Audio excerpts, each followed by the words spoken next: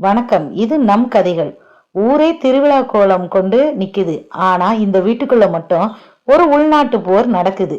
காசுக்காக ஓட்டை விற்க துடிக்கும் மாமியார் ஒரு பக்கம், நேர்மையை காக்க துடிக்கும் மருமகள் ஒரு பக்கம். கடைசியில ஜெயிச்சது நோட்டா இல்ல ஓட்டா? வாங்க பார்க்கலாம். நம்ம கதைக்கு போறதுக்கு முன்னாடி மறக்காம வீடியோவுக்கு லைக் பண்ணிருங்க, சப்ஸ்கிரைப் பண்ண மறக்காதீங்க. தேர்தல் திருவிழா அந்த ஊரையே ஆட்கொண்டிருந்தது. தெருவெங்கும் வண்ண கொடிகளும் மைக் செட்டு சத்தங்களும் நிறைந்திருந்தன. கற்பகம் தன் வீட்டு திண்ணையில் அமர்ந்து வீதி வழியாக செல்லும் பரப்புரை வாகனங்களை வேடிக்கை பார்த்து கொண்டிருந்தார். யார் ஜெயித்தாலும் நமக்கென்ன, 5 வருஷத்துக்கு ஒரு முறை வரும் இந்த அறுவடை நேரத்தை நாம் ஏன் விடணும் என்று அவர் தனக்குள்ளேயே முணுமுணுத்துக் கொண்டார். வீட்டின் உள்ளே யாழினி செய்தித்தாள்களை தீவிரமாக படித்து கொண்டிருந்தார். அதில் உங்கள் வாக்கு உங்கள் உரிமை, அதை விற்காதீர்கள் என்று செய்தி கொட்ட எழுத்துக்களில் இருந்தது. யாழினி ஒரு பட்டதாரி, சமூகத்தின் மீது அதிக அக்கறை கொண்டவர். அத்தை, இந்த முறை நாம் சரியான ஆளை தேர்ந்தெடுக்க வேண்டும். ஊழல் இல்லாத ஆட்சி அமைய நமக்கு ஓட்டுதான் ஆயுதம் என்று அவர் உரக்க கூறினார். அன்று மாலை ஒரு நபர் ரகசியமாக கற்பகத்தை சந்தித்தார். அவர் ஒரு கவரை நீட்டினார். அதில் 5000 ரூபாய் இருந்தது. கற்பகம் அதை ஆசையுடன் வாங்கி கொண்டார். யாழினி தற்செயலாக இதை தடுத்து நிறுத்த முயன்றார். அத்தை, இது என்ன பழக்கம்? பணத்தை பெற்றுக்கொண்டு ஓட்டு போடுவது மகா பாவம் என்று யாழினி பதறினார்.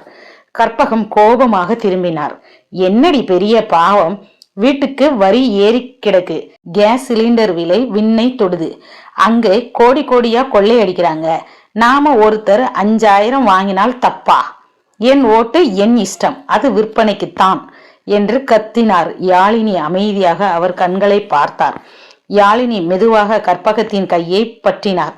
அத்தை, இந்த 5000 ரூபாய் வெறும் ஒரு வார செலவுக்காகத்தான் உதவும்.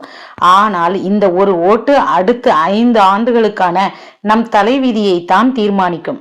நீங்கள் பணத்தை வாங்கி கொண்டால் அந்த அரசியல்வாதி உங்களிடம் வேலை செய்ய தேவையில்லை என்று நினைப்பார். ஏனெனில் அவர் உங்கள் வாக்கை விலைக்கு வாங்கிவிட்டார் என்றார். யாழினி கற்பகத்தை அழைத்து கொண்டு ஊரின் எல்லையில் இருந்து அரசு பள்ளிக்கு சென்றார். அங்குள்ள சுவர்கள் இடிந்து விழுந்த நிலையில் இருந்தன. கூரையில் ஓட்டைகள் தென்பட்டன. அத்தை, இதை பாருங்கள். நாம் வாங்கும் அந்த லஞ்ச பணம் எங்கிருந்து வருகிறது தெரியுமா? இந்த பள்ளிக்கு வரவேண்டிய நிதிதான் அவர்கள் நமக்கு கொடுக்கிறார்கள். கொடுத்துவிட்டு நம் குழந்தைகளின் எதிர்காலத்தை இருட்டாக்குகிறார்கள் என்றார். கற்பகம் அந்த பள்ளியை பார்த்தார்.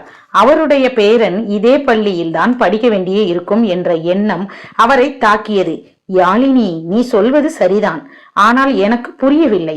ஒரு தனி ஆளாக நான் வாங்காவிட்டால் ஊழல் நின்று விடுமா என்று சந்தேகமாக கேட்டார். யாழினி புன்னகைத்தார். மாற்றம் ஒருவரிடம் இருந்துதான் தொடங்குகிறது. நீங்கள் ஆரம்பித்தால் பக்கத்து வீட்டுக்காரர் பார்ப்பார்கள். நேர்மை ஒரு தொற்று நோய் போல பரவ வேண்டும். ஓட்டுதானே என்று நினைக்காதீர்கள். அந்த ஒரு ஓட்டுதான் மாற்றத்தின் தொடக்கம். நம் விரலில் வைக்கும் மை கரையல்ல, அது நம் நாட்டின் கௌரவம் என்று அழுத்தமாக கூறினார். தேர்தல் நாள் வந்தது. கற்பகம் தான் வாங்கிய பணத்தை திருப்பி கொடுக்க அந்த அரசியல் கட்சி அலுவலகத்திற்கு சென்றார். இந்தாங்க உங்க பணம், என் ஓட்டு விற்பனைக்கு அல்ல என்று கம்பீரமாக கூறிவிட்டு பணத்தை திருப்பி கொடுத்தார். யாழினி வாசலில் நின்றபடி பெருமையுடன் அவரை பார்த்தார். இருவரும் வாக்குச்சாவடிக்கு சென்றனர். கற்பகம் தனது வாக்கை செலுத்திவிட்டு வெளியே வந்தார். அவரது விரலில் கருநீல மை மின்னியது. இப்போதுதான் என் மனம் லேசாக இருக்கிறது யாழினி. சமூக சீர்திருத்தம் என்பது வெறும் பேச்சு அல்ல, அது ஒரு செயல் என்று இன்று உணர்ந்தேன் என்றார் கற்பகம். யாழினி அவரிடம் இப்பொழுது உங்கள் ஓட்டு கோடிக்கணக்கான மக்களின் உரிமையாகவும் நம் நாட்டின் எதிர்காலமாகவும் மாறிவிட்டது என்று கூறி அத்தையை அணைத்து கொண்டார்.